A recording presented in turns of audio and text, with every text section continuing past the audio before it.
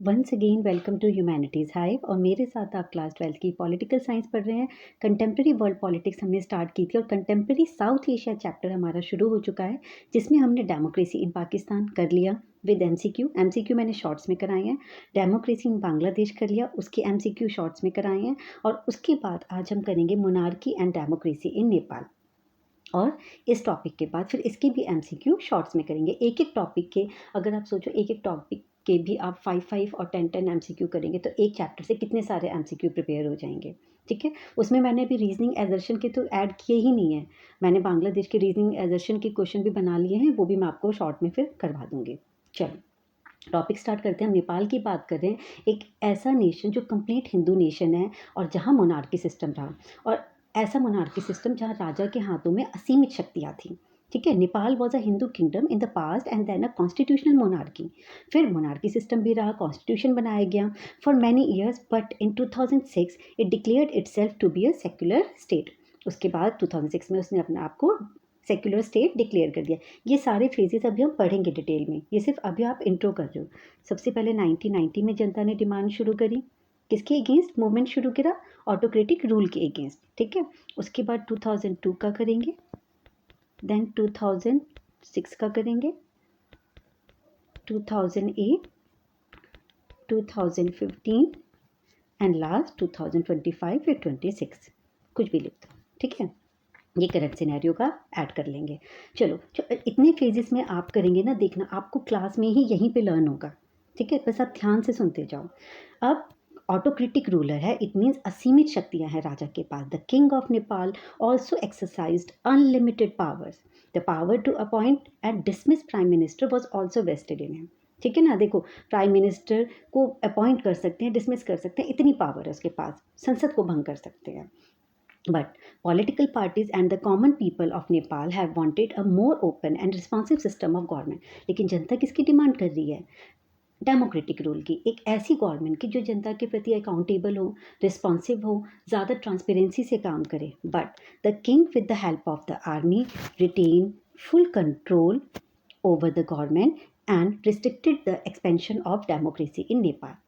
लेकिन बार बार जनता के प्रोटेस्ट को दबा दिया जाता है आर्मी की हेल्प से, और राजा चाहता ही नहीं है कि डेमोक्रेसी आए, क्योंकि अगर डेमोक्रेसी आ गई तो जो राजा है उसकी शक्तियाँ कम हो जाएंगी, और वो चाहता है कि सारी सत्ता, सारी पावर मेरे हाथ में हो। The king accepted the demand for a new democratic constitution in 1990। पहला फेज मैंने क्या बताया था? 1990 जनता ने प्रोटेस्ट किया और किंग ने एक्सेप्ट किया। ठीक है, in the wake of a strong pro democracy movement. लेकिन जब जनता अपने पे आ जाती है तो राजा को, सरकार को उनके आगे झुकना पड़ता है। And during the 90s the Maoist of Nepal were successful in spreading their influence in many parts of Nepal. अभी तक तो हमने जनता की बात करी, अब ये तीसरा कौन आ गया माओइस्ट? एक तो हो गया किंग, ठीक है, एक हो गए हमारे कॉमन पीपल जो डेमोक्रेटिक की बात करते, चलो पीपल लिख देते हैं, और तीसरे कौन हो गए आपके? माओइस्ट। तो आगे बढ़ने से पहले ये समझो कि माओइस्ट कौन थे। माओ ये चाइना की जो कम्युनिस्ट आइडियोलॉजी थी उसमें इंस्पायर थे, और वहाँ के जो लीडर थे माओ जेडोंग, माओ जेडोंग, क्योंकि कम्युनिस्ट आइडियोलॉजी माओ ये कहाँ की आइडियोलॉजी है? चाइना की, तो चाइना से इनको सपोर्ट मिल रहा है, वो अपनी आइडियोलॉजी को स्प्रेड करना चाह रहे हैं।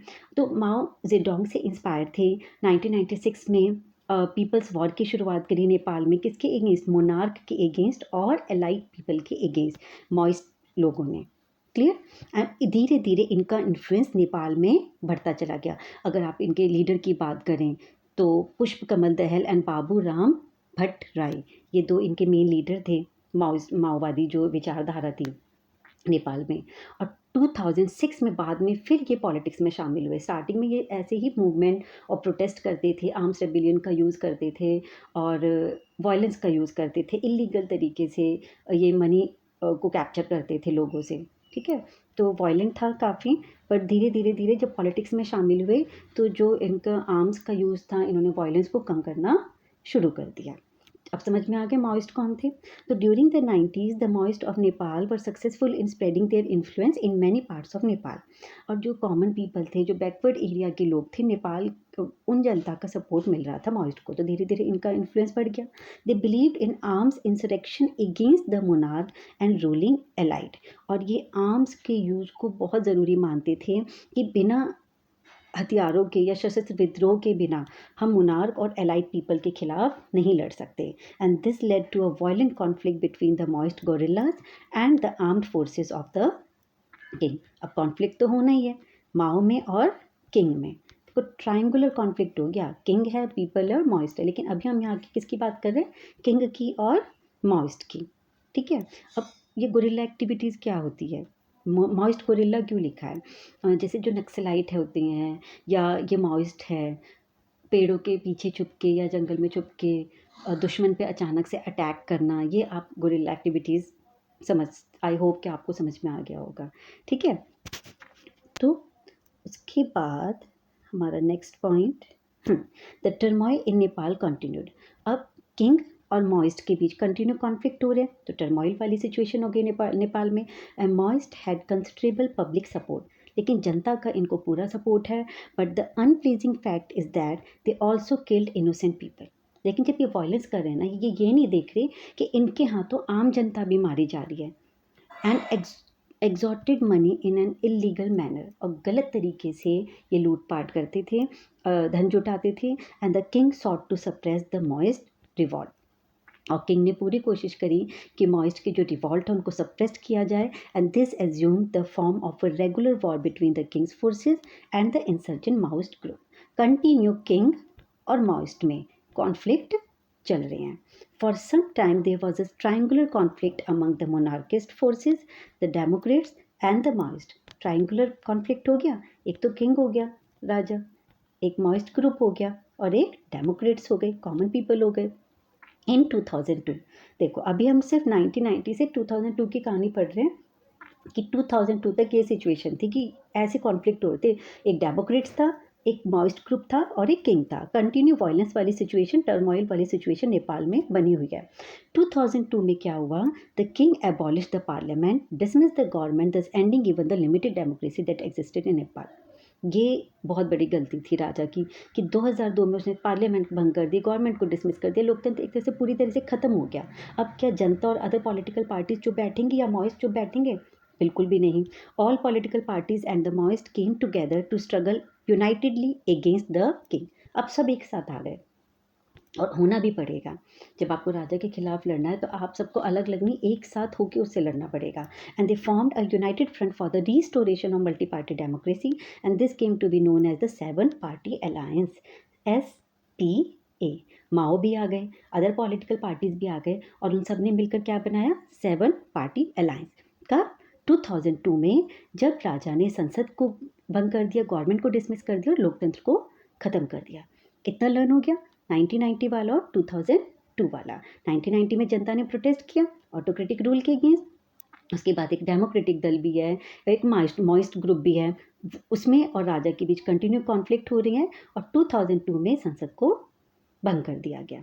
चलो आगे बढ़ते हैं। और जब संसद को भंग कर दिया तो सारी पार्टी और माओइस्ट एक साथ आ गए।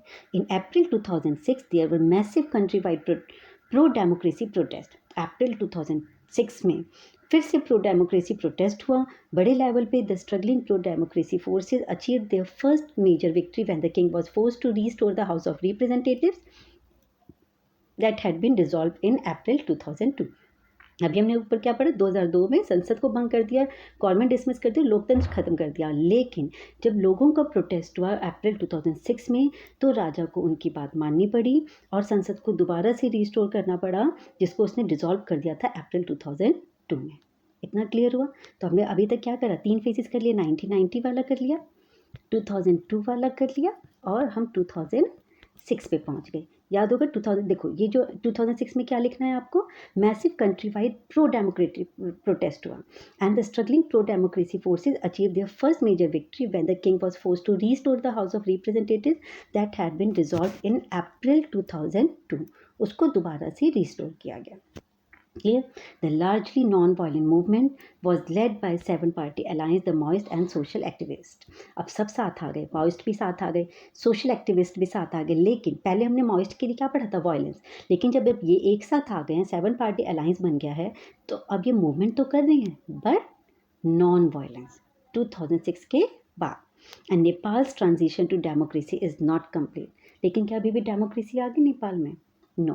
Nepal is undergoing a unique moment in its history because it is moving towards the formation of a constituent assembly that will write the constitution for Nepal. अब ये हुआ कि कॉन्स्टिट्यूंट असेंबली बनाई जाएगी जो नेपाल का संविधान लिखेगी। उसके लिए भी तो चुनाव होंगे, जनता उनको चुनेगी। Some sections in Nepal still think that a nominal monarchy is necessary for Nepal to retain its link with the past. और कुछ तबका ऐसा भी है जो ये चाहता है कि थोड़ा बहुत मोनार्की सिस्टम भी रहना चाहिए, मतलब कॉन्स्टिट्यूशन मोनार्की रहे। इट मीन्स जिससे हम अपने पास्ट से जुड़े रहें। The Maoist group have agreed to suspend the struggle. और जो मॉइस्ट ग्रुप था वो भी मान गया कि ठीक है, जो आर्म स्ट्रगल हम कर रहे हैं वो हम रोक देंगे। They want the constitution to include the radical programme social and economic restructuring. और जो मॉइस्ट हैं वो सोशल और इकोनॉमिक रिफॉर्म्स की बात कर रहे हैं। मॉइस्ट कुछ लोग हैं जो किंग के फेवर में हैं, वो नॉमिनल मोनार्की की बात कर रही हैं। और जो डेमोक्रेट्स हैं वो चाहते हैं कि कॉन्स्टिट्यूंट असेंबली बनाए जो नेपाल का संविधान लिखे। And all the parties in the SPA seven party alliance may not agree with this program. लेकिन यहाँ पे इनसे सब सहमत नहीं हुए। ठीक है, मल्टी पार्टी सिस्टम तो बना दिया, लेकिन किसी भी मूवमेंट और प्रोटेस्ट के सक्सेसफुल होने के लिए आप सबका एक मत होना बहुत ज़रूरी है। And democratic elected constituent assembly. चलो, कॉन्स्टिट्यूशन असेंबली के लिए इलेक्शन भी हुए। Election to Nepal's constituent assembly were held in April 2008। ठीक है, वहाँ पे इलेक्शन हुए में 2008 में न्यू कॉन्स्टिट्यूशन असेंबली ने मोनार्की को पूरी तरह से ख़त्म कर दिया। बट प्रॉब्लम यहाँ ख़त्म नहीं हुई। माओ भी नए रूल्स लाना चाहते थे, सोशल और इकोनॉमिक रिफॉर्म्स लाना चाहते थे, और बाकी जो पार्टीज़ थी इन डिमांड्स को एक्सेप्ट नहीं कर रही थी। और एक ग्रुप जो ऐसा था कि जो मोनार्की सिस्टम भी चाहता था। तो बड़ी अनस्टेबल वाली सिचुएशन रही। मतलब कॉन्स्टिट्यूशन बनाने उससे पहले ही कॉन्स्टिट्यूंट असेंबली भंग हो गई। ऐसा चलता रहा कंटिन्यू 14-15 तक। देखो, इन May 2008 the constituent assembly abolished monarchy and resolved to constitute Nepal into a federal democratic republic, but the constitution could not be framed. 2008 में कॉन्स्टिट्यूंट असेंबली ने मोनार्की को एबॉलिश कर दिया। ठीक है, और वो नेपाल को एक फेडरल डेमोक्रेटिक रिपब्लिक बनाएंगे, बट हमारा जो कॉन्स्टिट्यूशन है वो बना ही नहीं। इन May 2012 the constituent assembly was dissolve, और 2012 में कॉन्स्टिट्यूंट असेंबली को डिजॉल्व कर दिया गया। The Nepali citizens voted to choose the new constituent assembly in November-December 2013। और नेपाली सिटीजन ने फिर से नई कॉन्स्टिट्यूंट असेंबली के लिए फिर से वोटिंग करी। नए सिरे से फिर से चुनाव होंगे, कॉन्स्टिट्यूंट असेंबली इलेक्ट होंगी और हमारे देश का संविधान लिखेंगे। But during a span of about 8 years, 2006 to 14, Nepal saw the rise and fall of several governments. लेकिन इन 8 सालों में आपका 6 से 14 तक नेपाल ने बहुत सारे, मतलब नेपाल की जो सिचुएशन थी अनस्टेबल सी रही, सरकारें आई और चली गई। और 2012 में कॉन्स्टिट्यूशन, फर्स्ट कॉन्स्टिट्यूंट असेंबली बिना कॉन्स्टिट्यूशन बनाए ही डिज़ोल्व हो गई। 2013 में फिर से न्यू कॉन्स्टिट्यूंट असेंबली बनी, वो भी ऐसे ही ख़त्म हो गई। 2015 में न्यू कॉन्स्टिट्यूशन बना और डेमोक्रेटिक रिपब्लिक बना। ठीक है, तो 2015 में जाके फाइनली डेमोक्रेटिक रिपब्लिक बना और न्यू कॉन्स्टिट्यूशन बना। क्लियर हो गया? तो अब देखो, आपने 2002, 2006, 2008 करा और 2015 में, क्योंकि 8 to 14 वाली क्या सिचुएशन है, वो ऐसी है अप एंड डाउन वाली। क्लियर? और उसके बाद 15 में जाके जो कॉन्स्टिट्यूंट असेंबली बनी थी उसने कॉन्स्टिट्यूशन बनाया। अब 2025 में Nepal is a federal democratic Republic, a system established by the 2015 constitution. इसलिए 2015 इंपॉर्टेंट है, ये हम 15 पे आ गए हैं। And the government was led by prime minister KP Sharma Oli. While the republic system is in place, there were ongoing challenges to its legitimacy, including pro-monarchy protests and dissatisfaction with the government. लेकिन वो बेशक democratic government आ गई, constitution बन गया, लेकिन फिर भी जनता में करप्शन के खिलाफ असंतोष भरा हुआ है। And from 2025 to 26 Nepal experience historic political transformation and economic shift, moving from severe political instability toward a new era of government. The Gen Z protest, जैसे हमने बांग्लादेश का करा। Widespread youth led protest erupted following government restriction on social media platform. जब social media को ban कर दोगे तो youth चुप नहीं रहेंगे। And these demonstrations quickly escalated into a massive nation wide anti corruption movement. और ये डिमॉन्स्ट्रेशन धीरे धीरे धीरे धीरे इतना बढ़ गया कि एंटी करप्शन मूवमेंट में बदल गया, और जिससे जो नेपाल की गवर्नमेंट थी वो गिर गई। And fall of government due to the severe political unrest, prime minister KP Sharma Oli resign, उन्हें रिजाइन देना पड़ा सितंबर 2025 में। House of representative dissolve and leading to an interim government setup. The 2026 general election हुए मार्च 5, 2026 में।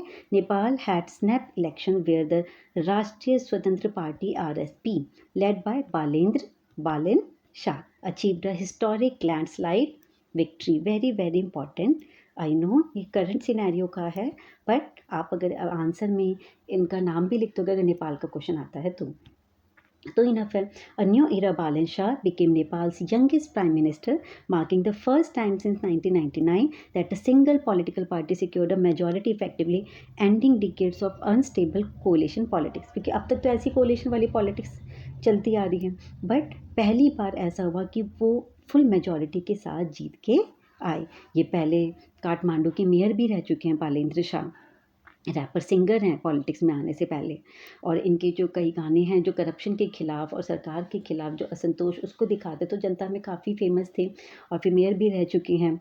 एंड उसके बाद 2006 में जो चुनाव हुए मार्च 2026 में, तो इनकी पार्टी राष्ट्रीय स्वतंत्र पार्टी फुल मेजॉरिटी के साथ जीत के आई। क्लियर। तो आपने देखा नेपाल की जो डेमोक्रेसी के लिए स्ट्रगल था 1990 से लेकर 2026 तक, कैसे उसने पूरा किया। ओके, आई होप कि सारे फेजेस आपको क्लियर हो गए होंगे और आपको समझ में आ गया होगा। और अब नेक्स्ट क्लास में मैं 5 to 6 MCQ शॉर्ट में अपलोड करूँगी इस टॉपिक से related, monarchy and democracy in Nepal. Okay, thank you, पढ़ते रहिए।